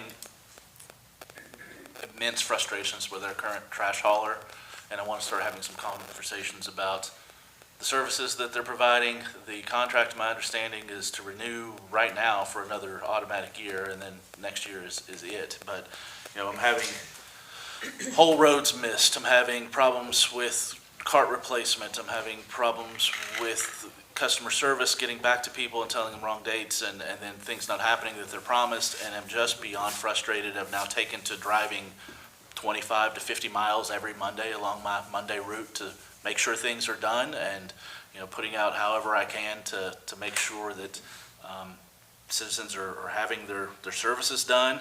We're not getting any relief for things that are missed, or of course, there have been road issues and, bridge replacements and some of those things that have been impacting it, but this has been pretty much since this contract was bought out by Republic Services. I'd like to, thought Ally was going to be with us tonight, and I told her I was going to bring this up, but I'd like to send that contract to this whole court to start reviewing. It'd be my preference, quite frankly, to go ahead and put it out to bid and see what we can get. Doesn't mean that we have to break the existing contract, I don't think. Like for maybe our county attorney to review that, to see if we could go out and see what's available, what the cost might look like. Doesn't mean we have to change services if ultimately they are the best option. I know we have limited options in the community as is, but for myself and my constituents, we are beyond frustrated with the level of service that we've been getting as a county, and I'm spending, a day a week on this issue alone, which is just something I shouldn't have to do for a $2 million contract. So I know they were helpful during the flood, and I'm appreciative of that, but we're just not getting the level of service that I think we got before, and I have constituents that are beyond frustrated, and I just needed to express that and state it here in this meeting, because we're just not finding the resolutions that we need to, and I understand the amount of time that our solid waste coordinator is having to put towards following things through, from like an initial bin replacement for a broken one with 3, 4, 5 times following up to make sure that actually gets delivered is not a good use of her time and energy. And if that's going to be the way that this contract continues out, then I think it would behoove us to look at options sooner than later. So Well, I agree. I wish she was here tonight, and I think you unfortunately missed the last task force meeting, but it was brought up a lot as far as what we can do, and she's been in communication with them. So yeah, she really needs to weigh in. Squire Sebastian. I have another item under business. Oh, I'm sorry. I thought It wasn't that on this was topic, that. so I'm just waiting Yeah, until is it's over. anybody else, having issues, Squire Blackburn? that's kind of what I was wanting to ask too. I get when you have a contract with people to provide services and you have staff concerns, you have broken equipment, things like that. I think my biggest problem that I'm seeing is communication. If I say, hey, we missed it today, we missed your road, something happened, they don't even have to explain it. But we missed your road, we can be there tomorrow, or we will be there in 2 days. And then not show up, and then you call them back, and then they say, well, we'll be there within the hour. Another 2 days goes by, and you've got another week's worth of trash. So I think we definitely need to talk to them and address some communication issues. And if they're having trouble, we just got to talk it, get through it, because it's not working. Okay. So, I'm sure they'll be at the conference. Mhm. Would it be out of line to pull Todd aside and say, hey, I'm not. No. Todd left me a message earlier, and he had some personal things. I'm not sure he'll be there, but okay, if not him, I'm talking Yeah. about a representative, would it be out of line to say, look, man, we gotta. Absolutely not. Yeah. That's the point of the conference. I mean- Network and Because what I'm discuss saying issues. is, I have no problem. I'm in the same boat. Okay. And Squire Tanner and I've done that on other matters, so absolutely. I'd like to bring it up because I have people calling me. Cause I mean, Sherry went out and found a trash can and drove it to their As long as house. it's not a quorum when you're talking to the individual. What's that? As long as there's not a quorum. Just when you're three of talking to the Yes. individual. I'm never around anybody around. But Judge, if I can, I've had these talks. I've called the management. I've communicated through Ally, I've talked to you some. I mean, I've went just about every avenue saying, this is my expectations, and I've promised to send a follow-up email of some things that I'm wanting to see. One right now is, some people were able to buy additional carts when this contract originally started with Central Kentucky Hauling, and now Republic has stopped collecting those second ones without telling us that they're stopping to collect the second one, and without giving the customer the option or even a notification that they need to pay for that optional second cart. So they're just not collecting those for 4 and 5 and 6 weeks. I've had people that have been calling that have told me 6 to 9 months trying to get a replacement cart, and they've duct taped them together. One guy spray painted his cart to match so that they would pick it up. I mean, it is just to the level it's got to have something. Well, what I'm asking is I'd like to have our county attorney review the contract for what our areas of movement are, and then maybe Ally and he both could give us an update at maybe our next meeting about what our options are to start looking at. And I know the task force has looked at that, and the committee meeting is going to look at it again at the next meeting, but I just had to express it here because I have to express the frustrations of the community. It's the number one thing I'm hearing right now, so. Squire Sebastian. Thank you, Judge. Could we on that, if you're asking me to do that, could we go to the meeting on the 10th and not the one on the 27th if you want me to do that? Because I'm supposed to be out most of next week at a conference. Yes. September 10th, right? Yeah. Sure. Go ahead, Squire. Thank you, Judge. I just want to, again, bring to the court's attention, everyone has the administrative code for review. Please, in your available schedule, take an opportunity to read through that because a lot of work was put in by a number of people, and we want to have that back before this body so we can discuss it and, as we've all said, continue to advance things that are important for our staff. And on that note, I want to thank all the department heads that have really inputted on, certain things that we've had questions on, and Squire Tanner, Squire Sebastian, I know Deputy Kennedy's been involved. There's been a lot of moving parts, so thank you. All right, any other business? Just wanted to ask a question too. We've had some meetings, all of this body individually with our lobbyists 7, 8 months ago. We had some discussion at the time of hiring them that we were going to come back and have a bit of a discussion about a unified vision to go move forward with, and not seeing that happening. I'm getting their updates of, happenings and events that we should look at through email all the time, but I want to make sure we get that scheduled before legislative session time gets here. And I'm not sure what they're lobbying for, communicating on our behalf right now, but. Because it's kind of, We no. can't do that. Okay. We'll figure that out. I'd love to schedule an individual meeting. I've been asking since the first of this term about goals and priorities for the whole court to set forward, but I think we've got to, we learned from past lobbying efforts we weren't successful because we didn't have a unified front and everybody making phone calls and using all of our resources. So if we're going to do it, time's ticking. Yeah, and that was a little bit more than just us, it was a lack of people pushing things for us that are up there, so. Huh? The 26th session Trying to is say that nice way. Go ahead, I'm sorry, Squire. this coming session is a budget year, isn't it? So I agree, we need to be, we need to have a meeting with our lobbyists, and That's fine. maybe we need to have a meeting with ourselves first, something to kind of just kick some things around that we need to help with through the state other than sewer money. And I know when we first hired them, they met with everybody individually, correct? We actually met with them at me and Squire Sebastian and Squire Taylor met with them at the Legislative day. Gotcha, okay. And discussed, and we're all on the same page with priorities. So Okay. they heard from 3 people that Yeah. their priorities were together. And then they did meet with Squire. I thought they met with everybody. We've Yeah. not come back to have a group meeting with Okay, them that's to fine. find what, I thought it was sort of collecting everyone individual's priorities to Yeah. come back together Well, we and did give that. us the They listing. put it out, but we were all 3 there together, so we compiled our number 5 top and submitted it Okay, at that point. we'll work on that. Okay, seeing no other business, we're gonna go into voting session. That's okay with everybody. Today is August 12th, 2025. This is our voting session. Clerk, please call roll. Squire Sebastian. Here. Squire Blackburn. Present. Squire Dacus. Squire Herod. Here. Squire Tanner. Here. Squire Wisman. Present. Judge Miller. Present, thank you, clerk. Authorization for approval of minutes from the regular meeting of July 30th, 2025. So moved. Second. All those in favor say aye. Aye. All those opposed say nay. Nay. You get that, clerk? Yes. Thank you. It passes. Authorization to accept a resolution of Franklin County Board of Health establishing public health tax rate in the year 2025 for the Franklin County Public Health Taxing District. So moved. Second. All those in favor say aye. Aye. All those opposed say nay. Motion passes. Authorization to approve an interlocal cooperation agreement with the City of Frankfort and Franklin County Fiscal Court regarding tourism. So moved. Second. All those in favor say aye. Aye. All those opposed say nay. Motion passes. Authorization to approve a resolution authorizing the filing of an application with the Kentucky Energy Environmental Cabinet Division of Waste Management for 2026 litter abatement grant funding and designating the county judge executive to execute all documents pertaining to this grant. So moved. Second. All those in favor say aye. Aye. All those opposed say nay. Motion passes.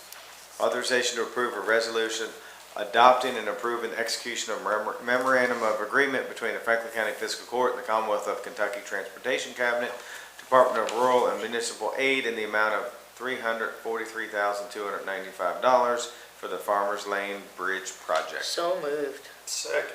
All those in favor say aye. Aye. All those opposed say nay.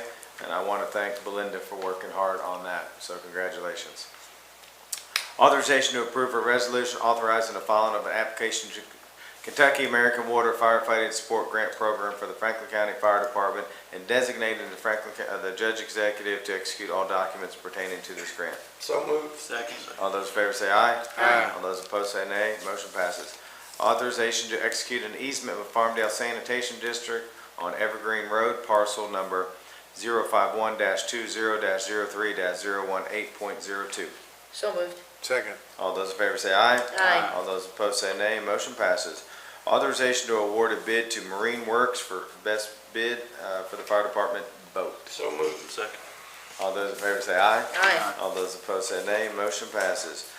Authorization to award to Ideal Roofing best bidder for the Franklin County Sheriff's Department roof. Understand that. So moved. Second. All those in favor say aye. Aye. All those Sounds like opposed a say lot of nay. money. Motion passes. Authorization to award a bid to the Capital Academy, sole bidder for the Franklin County Child Care Services. So moved. Second. All those in favor say aye. Aye. All those opposed say nay. Motion passes. Judge, Yes. may I take a point of personal privilege here? Uh-huh. I'm gonna, certainly, we all, as everybody said, resoundingly, everybody has approved moving forward with this. And I'm just gonna again register when RFPs are internally being discussed, those are matters that need to come to this body, so we need to know about those. So Yep. I'm just again bringing that Yep. up, just so, because everybody wants to see this move forward, and Yep. it is a nominal amount. Yep. There'll be other things that come up that are not All this good. way. Yep. Thank you. Thank you. Authorization to approve board appointment of Denise May to the Franklin County Sports Tourism Commission with a term ending June 30th, 2028. So moved. Second. All those in favor say aye. Aye. All those opposed say nay. Motion passes. Authorization to approve agreement with Amtech regarding arbitrage rebate compensation agreement for Franklin County. So moved. Second. All those in favor say aye. Aye. All those opposed say nay. Motion passes. Authorization to approve budget transfers for FY 2025-2026. So moved. Second. All those in favor say aye. Aye. All those opposed say nay. Motion passes. Authorization to receive treasurer's reports. So moved. Second. All those in favor say aye. Aye. All those opposed say nay. Motion passes. Payment of claim. Is there a motion to deny any claim? No motion was made. Let the record reflect claims are to be paid. Authorization to hire Brad Mefford as a light equipment operator / driver. So moved. Second. All those in favor say aye. Aye. All those opposed say nay. Motion passes. Authorization to adjourn. So moved. Second. All those in favor say aye. Aye. All those opposed nay. We are adjourned. Thank you, Court. Great meeting.